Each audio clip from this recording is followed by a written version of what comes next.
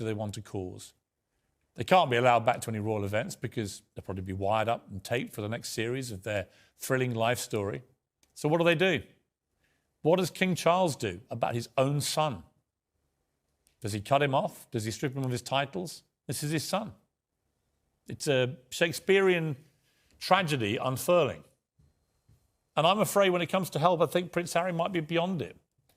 He's been manipulated, and I think partly it's down to him as well, into believing they're genuine freedom fighters.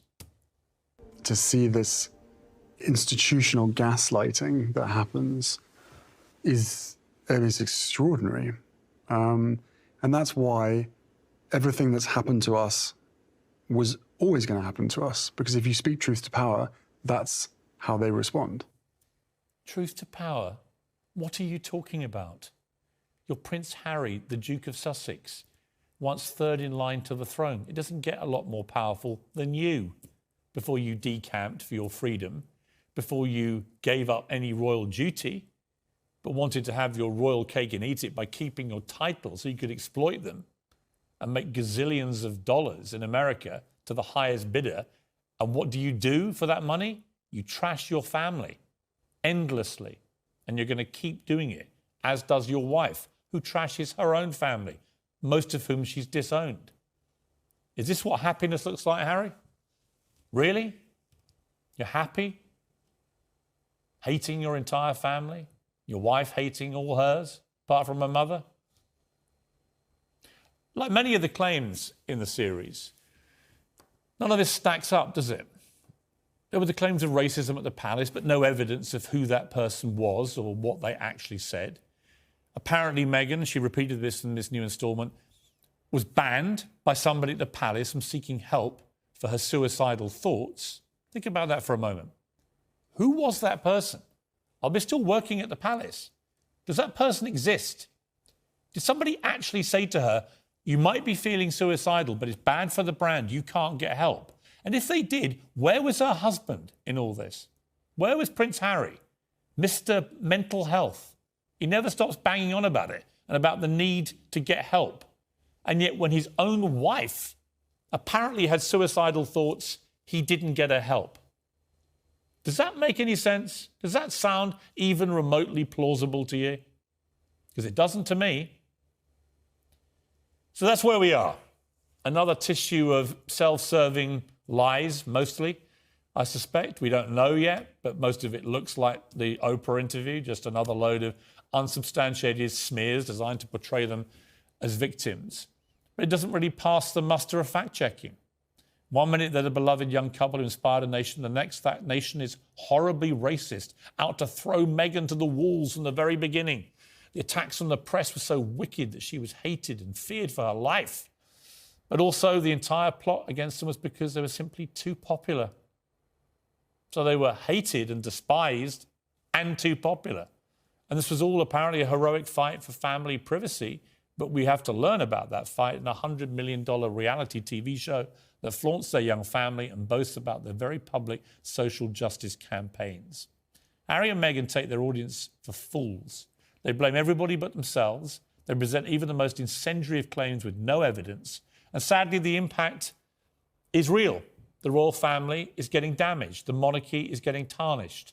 People are believing, including Beyoncé, it appeared from this series. They're believing that the royal family are a bunch of callous racists. Well, they're not. I know the royal family, a lot of them well, and they're not callous racists. And they're furious about this, and they're right to be furious. Well, you may recall that Harry and Meghan, the favourite friends of this show, have spent years trashing the royals as a bunch of cruel, privileged racists trapped in a terrible prison of an institution. So imagine our surprise when a spokesperson for the couple confirmed via People magazine that Princess Lilibet Diana had been christened. Why would they use a title for their children that represents an institution they loathe so much?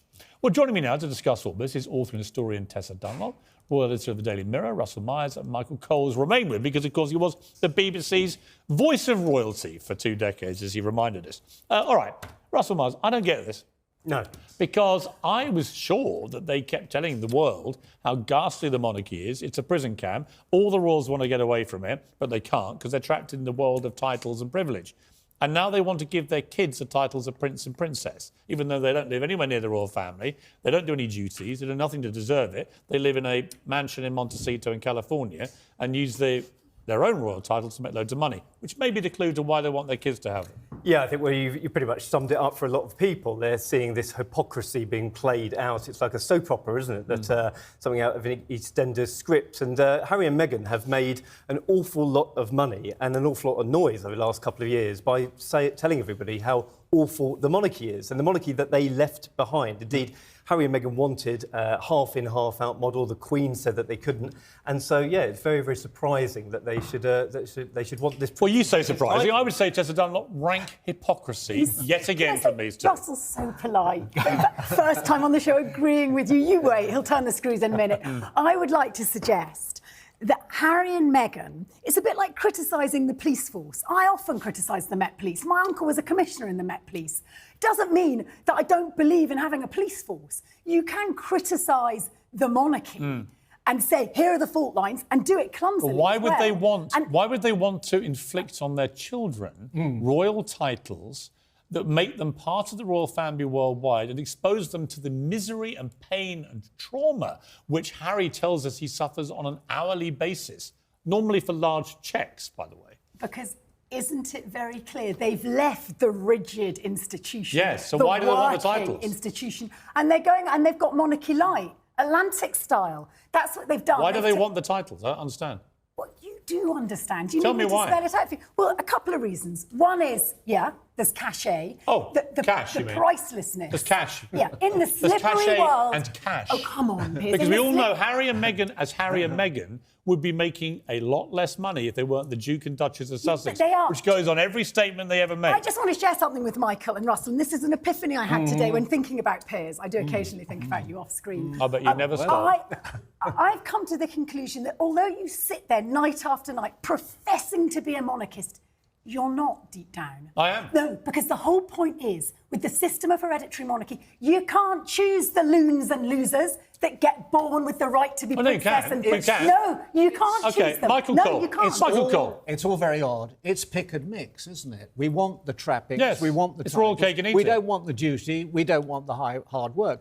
This is all very, very odd because legally they became, Archie and Lilibet, became Prince and Princess. At the moment, Her Majesty the Queen died on the 8th of September and King Charles took over. Because by the lattice patent drawn by King George V in 1917, grandchildren of a reigning monarch become automatically Prince and this Princess. was what Meghan Markle was struggling to remember in her Oprah Wine-a-thon that when she was claimed the only reason